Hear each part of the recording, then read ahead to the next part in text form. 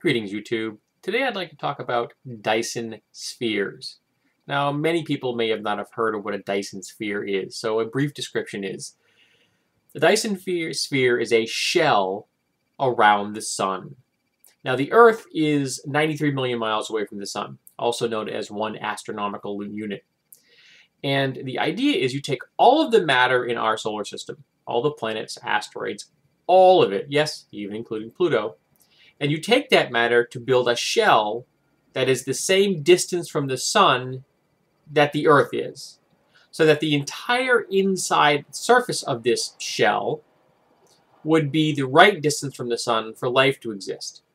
And because you have completely enclosed the Sun, you would be capturing 100% of the sunlight, all of its energies. That's actually a downside in some ways because you have to get rid of excess heat, so you have to build very efficient cooling fins on the outside of the shell to bleed off the heat that you don't want. Now, Dyson spheres aren't what you'd call overly realistic. They have no gravity of their own. They're not going to be thick enough to really have a gravitational force. So anything on the inside surface is probably just going to start drifting towards the Sun, which is really bad for you. And if you spin them, they're going to be put under incredible amounts of stress, and they're not going to function. The most realistic version of a Dyson sphere is Larry Niven's ring world. And a ring world was a strip of matter that orbited the Sun, again, 93 million miles in radius, and you spun it for gravity.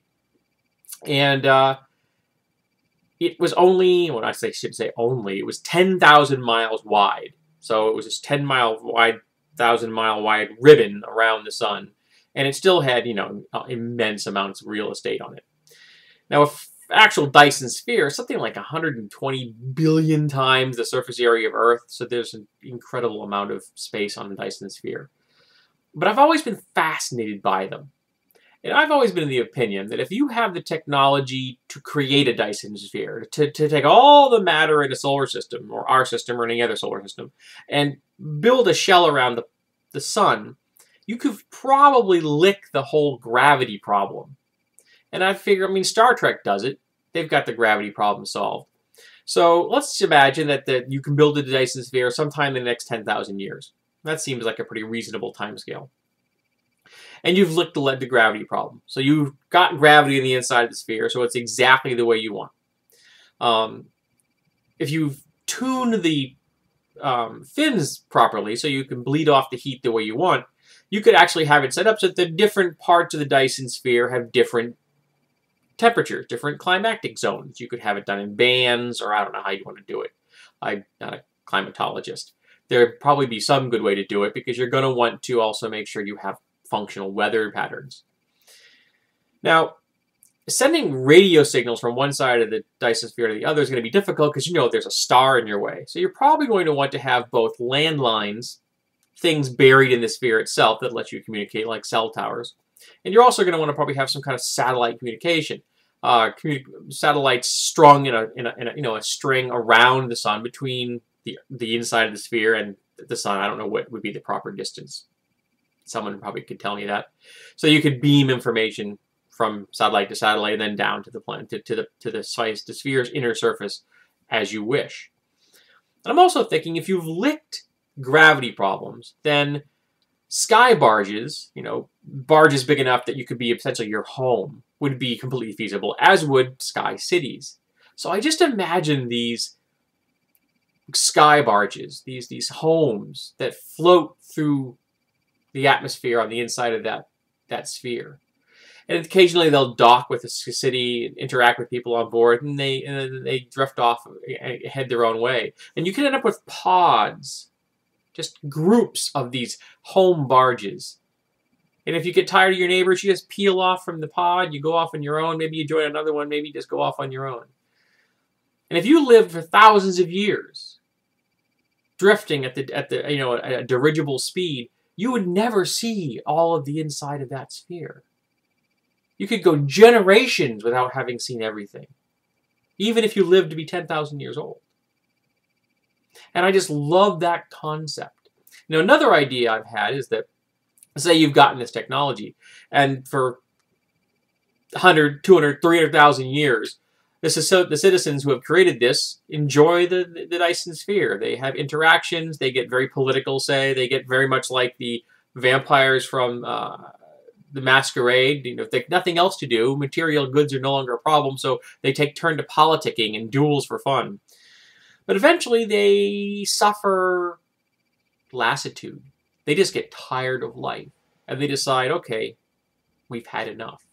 And for whatever reason, they leave our solar system, they take off, they commit mass suicide. Who knows what happens? They evolve to a higher state, perchance. But now suddenly, the lonely sapient species inside this Dyson Sphere is gone. But as a parting gift, they leave behind them a virus, which raises up the races on the inside of the sphere, all the animal species. Not all of them, but a percentage of them. So now suddenly you have thousands and thousands of races of sentient animals, sapient animals. And I'm playing off the Pathfinder for some supplement I reviewed recently. Persona recently, a supplement. And before they parted, they took all of their sky barges and all of their sky cities, and they put them far enough up off the surface that no one can fly there with natural means. You can't get there just by flapping your wings. Say, you wouldn't have to be too high. You know, it don't have to be 1,000 miles, maybe. And they're up there as a prize. Because whichever species can get up there and survive the fact that there's no atmosphere where they are at the moment, can then bring them down to where there is an atmosphere and become the lords of their world. Enjoy all the history of the species that had lived before the inside of this sphere. And who knows, maybe this has happened cycle after cycle after cycle.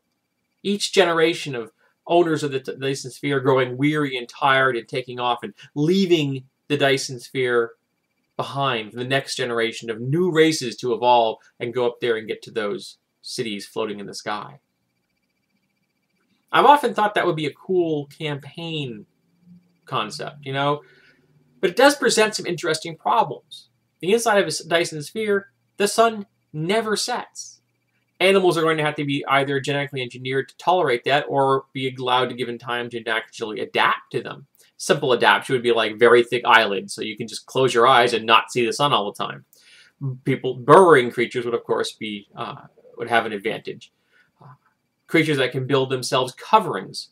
There are numerous birds and animals that do create weavings and things that would be useful in that particular way. You're going to have weather patterns, rain and wind and things that are going to be much different than they are here. You're not going to have real seasons ever. It's going to be one uniform season for whatever climactic zone you're in. Maybe some species of animals would evolve to just keep moving, never stopping at all except for feeding and then moving on. And who knows what would evolve completely out of the blue, from the stock that we leave behind. What would be the perfect, you know, evolutionary adaptation to a Dyson Sphere? I don't know. Be interesting to find out, though, wouldn't it? Yeah, I know. This is pure speculation. This is just role-playing concepts here. But I love the idea of a Dyson Sphere. The idea of all that real estate.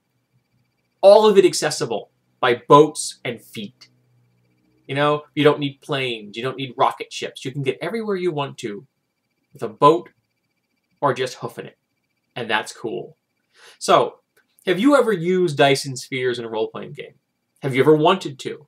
Have you ever heard of a Dyson Sphere? Or have I been the first person to ever introduce the idea to you? Have you ever used the Ring World? I know we ran an AD&D campaign back in first edition on the inside of the Ring World. Didn't last very long, but it was cool. I found all of it fascinating. I found Larry Niven's work great. I really enjoyed it. And I've got the Ring World role-playing game. It's up on that shelf behind me. Great source for all kinds of cool science fiction stuff. I really highly recommend it if you get your hands on it. So I'm interested in knowing, do Dyson Spheres fascinate you, or do you find them just too absurd to be considered?